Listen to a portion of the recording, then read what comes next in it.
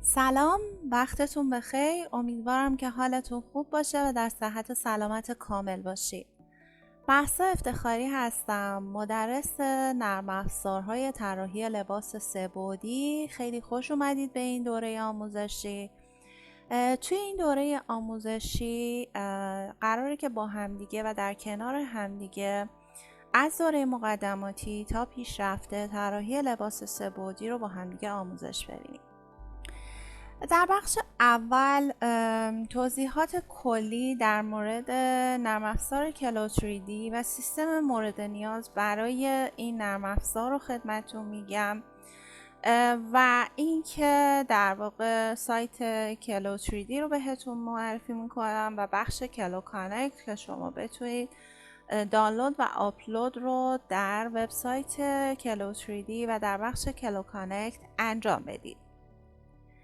در پروژه اول این رو خدمتون بگم که همه آموزش پروژه محور هستند و هر پروژه از صفرش تا صدش بهتون توضیح داده میشه. در پروژه اول علاوه بر اینکه طراحی این لباس که یک لباس بیسیک هستش رو آموزش میبینید، در واقع به شما آشنایی با فابریک و پراپرتی ادیتور نرم افزار کلو 3D رو میگم و خواص فیزیکی نورمال مپ، تکسچر و تیپ بندی پارچه ها رو خدمتتون میگم. با بخش رندر خیلی کوچیک آشناتون میکنم و توی پروژه بعدی که این پروژه هستش کاملا رندر رو بهتون میگم.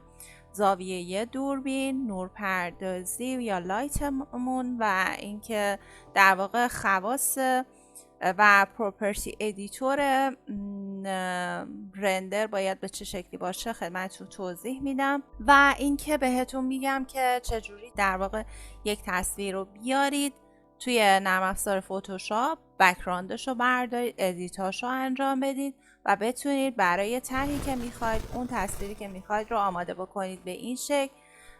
در واقع تصویرتون رو آماده بکنید برای اینکه خروجی کارتون رو بگیرید و بهتون میگم که توی نرم افزار فتوشاپ چجوری نورمال مپ و دیسپلیسمنت برای کارتون بسازید.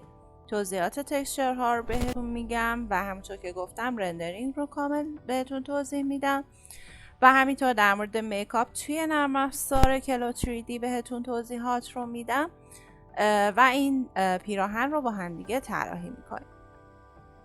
توی پروژه سوم لباس با دامن لایه‌دار یعنی کلاش‌های لایه‌دار رو بهتون میگم و کلا لیر بندی، لیر کلون، باتن و باتن هول که در واقع حالا روی سردستای این کار از دکمه استفاده شده. بهتون یاد میدم که به چه شکلی چین ها رو دوباره توی فتوشاپ ادیت بکنید، بک‌گراندشون رو حذف کنید و چین هایی که میخواید رو لبه کارتون بیارید و همینطور به بخش هاردور اند تریمز نرم افزار رو بهتون معرفی میکنم و بهتون یاد میدم که به چه شکلی بتونید ریبون برای کارتون بذارید و در واقع این بخش از پروژه هامون در این فصل به پایان میرسه.